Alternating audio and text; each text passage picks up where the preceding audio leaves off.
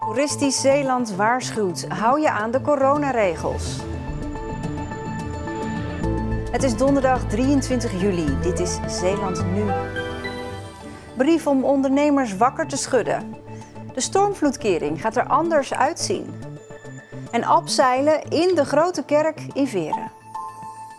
Dag dames en heren. Ondernemers in Zeeland hebben een brief gekregen met een waarschuwing. De coronaregels moeten beter worden nageleefd, anders ligt een nieuwe uitbraak op de loer met grote economische gevolgen. Dat schrijven 4 grote organisaties. De Zeeuwse afdelingen van de Koninklijke Horeca Nederland en Hiswa Rekron, de Veiligheidsregio Zeeland en Toeristisch Ondernemend Zeeland. De sector verstuurt de brief omdat het nog te vaak misgaat op straat. Maar ook bij recreatie- en horecaondernemers houden niet alle gasten zich meer aan de regels. We zien dat die ondernemers, zeker die in de horeca, die zijn in principe niet opgeleid om handhavend op te treden. Het zijn mensen die gastvrijheid een warm hart toedragen en die in het kader van die gastvrijheid ook hun opleiding hebben genoten. En juist voor die groep is het heel lastig om klanten aan te spreken. Ondernemers vertellen mij dat de regels handhaven op de terrassen niet altijd mogelijk is. Mensen luisteren soms niet of worden zelfs boos als ze op de regels gewezen worden. Openlijk erover praten durven de ondernemers ook niet, want ze krijgen €4000 boete als klanten zich niet aan de regels houden. Dat kunnen we echt niet hebben. Dat kan niemand hebben. Hè. Laten we daar heel eerlijk in zijn. Dat moeten we ook niet willen. Maar uitbraak van virussen is iets wat we ook helemaal niet willen. Lockdowns in welke vorm dan ook zijn dodelijk voor een provincie als Zeeland. De basis van de problemen zit hem voornamelijk in de verschillen per land, denkt de Reu. Nou ja, dan krijg je de vraag van wat is een huishouden. En in België praten ze over een bubbel en wij praten over een huishouden als zijn de mensen die samen onder één dak zitten. En daar zit al de kern van het probleem, denk ik. In de gezamenlijke brief staat wel dat er vanuit de overheid ook gecontroleerd gaat worden. Jongens, laten we die regels naleven. Dat is cruciaal. Handhaven willen we eigenlijk helemaal niet en is eigenlijk ook niet nodig als wij het met z'n allen goed doen. En om hier iedereen er nog eens op te wijzen worden er nieuwe stickers geplakt. En dan is er ook nog een Belgische burgemeester die zich in de discussie mengt, maar daarover straks meer. De Oosterscheldekering gaat er anders uitzien. Dat wil zeggen eerst 1 stukje op proef en daarna de rest. Dat is allemaal om de kering veiliger te maken. De Oosterscheldekering zoals we hem al bijna 35 jaar kennen. Maar dat uiterlijk gaat drastisch veranderen. Dit is zoals de pijlers er nu nog uitzien. En zo wordt het. Onze medewerkers die hier altijd onderhoud doen, die moesten in het verleden altijd met een soort loopbruggetje, dan moesten ze over de reling inschuiven en dan moesten ze zo naar de pijlers toe. Nou, dat vonden we toch Arbo niet meer verantwoordelijk. Dus we hebben nu overal, bij iedere pijler gaan we van die platforms maken, dat ze dus makkelijk vanaf de werkweg naar de pijlers kunnen stappen. Een hekwerk is nodig om te voorkomen dat mensen zomaar op de pijler kunnen stappen. Wat we wel eens zien, vissers zoeken natuurlijk altijd het mooiste plekje waar je het meeste vis vangt. Nou ja, dat willen we natuurlijk eigenlijk helemaal niet hebben. Want omdat het ook een kritiek object is waar allerlei kabels lopen en zo, ja, is dat eigenlijk natuurlijk niet gewenst. En vandaar dat we ervoor willen zorgen dat het ook bijna onmogelijk is om nog op de kering te komen als je daar niks te zoeken hebt. Ook de relingen worden aangepast. De originele voldoen niet meer aan de huidige veiligheidseisen. Deze pijlen die zijn horizontaal, de nieuwe zijn verticaal, zodat je er niet op kunt klimmen.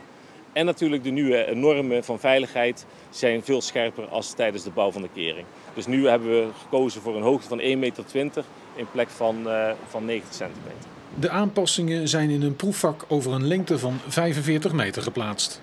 De architect heeft hier natuurlijk goed over nagedacht, dat het ook past in de omgeving, dat het past bij zo'n icoon als de Oosterscheldekering. Alleen, wij zijn niet de enige die daarover meedenken. We hebben natuurlijk de welstandscommissie van de gemeente Veren en van Schouwen-Duiveland die ook advies gaan geven. We gaan dit evalueren. Maar ook bijvoorbeeld de brandweer kijkt mee. Voor als de hulpdiensten op de pijlers moeten zijn, dat ze dat ook op een veilige manier kunnen doen. Als iedereen akkoord gaat, wordt de rest van de Oosterscheldekering volgend jaar aangepast. In 2022 moet alles klaar zijn.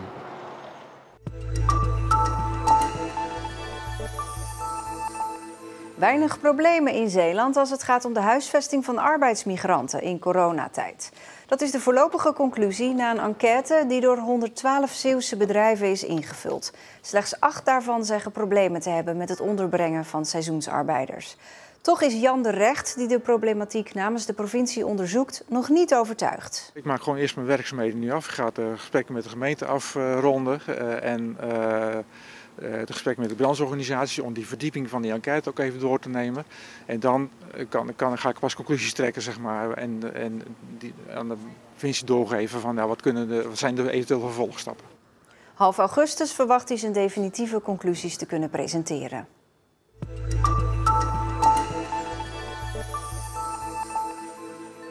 Boeren en tuinieren, maar dan op een ecologische manier. Landschapsontwikkelaar Joël Stokkij uit Siroeskerke weet daar alles vanaf en heeft sinds kort zijn eigen bedrijfje. Hij helpt boeren en camping-eigenaren om hun landschap weer in gezonde, maar vooral natuurlijke staat te brengen.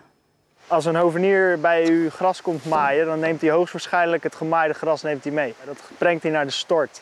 Wij vinden dat raar, want dat gras dat is je mest, dat is je vooruitgang.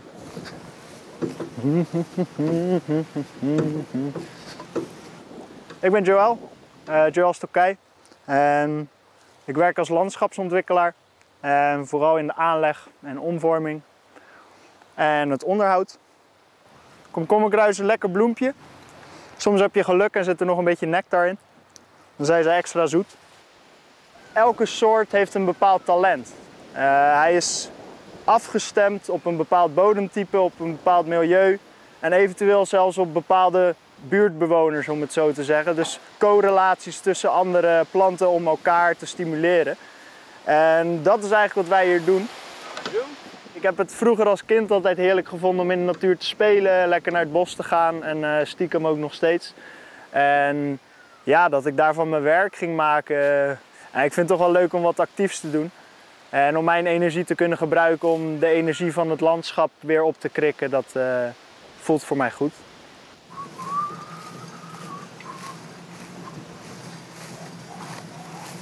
Wat wij eigenlijk als mensheid doen, is altijd alles in vakjes plaatsen. Hier staan koeien, daar staan varkens en daar groeit hun eten. Maar dat is geen natuur. In de natuur staat de koe in zijn eten, zoals hier in dit veld staan af en toe koeien. Is dit? De natuur heeft de kracht om steeds rijker en rijker en rijker te worden, zolang wij haar de kans geven. Je moet echt heel anders naar je land gaan kijken. Een boer kijkt eigenlijk altijd, wat kan ik hier verbouwen? Of wat wil ik hier verbouwen? En wat wij kijken is, wat wil het land dat wij hier verbouwen? Waardoor het land eigenlijk vruchtbaarder en beter wordt. En ja, heel veel mensen snappen dat niet. Dus de reacties daarop zijn soms heel grappig. Soms kan het uitlopen tot een interessant gesprek. En soms staan er mensen nog steeds met een mond vol tanden naar je te kijken. Stefan Dane is aangeschoven. Wat heb jij voor nieuwtjes vandaag? Allereerst een nogal merkwaardige oproep, als je het mij vraagt, van de burgemeester van Deinze. Dat is vlakbij Gent. Hij roept zijn inwoners op om niet naar Zeeland te komen, omdat hier geen mondkapjes worden gedragen. En dus is het niet veilig hier, vindt hij. Ja, en hoe serieus moeten we dat nou nemen? Deinze is toch wel een grote gemeente en hij deed die oproep nadat inwoners geweigerd werden in een winkel in Sluis. Juist omdat ze een mondkapje droegen, zegt hij. Oké.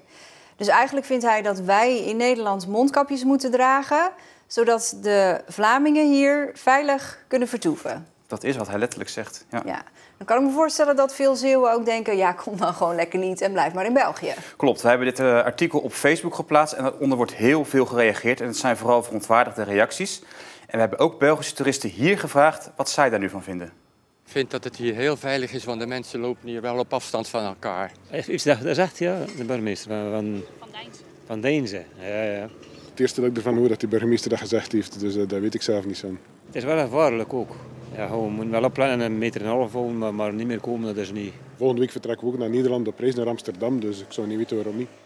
Nou, die laten zich zo te horen niet tegenhouden door de woorden van de burgemeester. Nee. Ander nieuws dan. Ja, in Veren kun je abseilen in de Grote Kerk. Je gaat van 35 meter hoogte naar beneden. Je blijft dus in de kerk en je ziet de kerk dan dus ook op een andere manier. En dat is precies de bedoeling. Onze verslaggever Niels Schuurbiers heeft lichte hoogtevrees, maar ging toch abseilen naar beneden.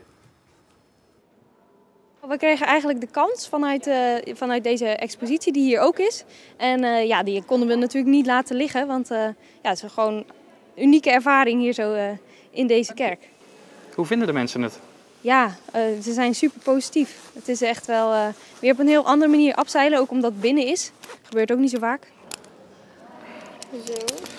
Nou, het over de rand stappen was verreweg het engste, maar als je helemaal hangt dan is het een prachtige afdaling. Maar toch wel weer blij dat ik weer op de grond sta.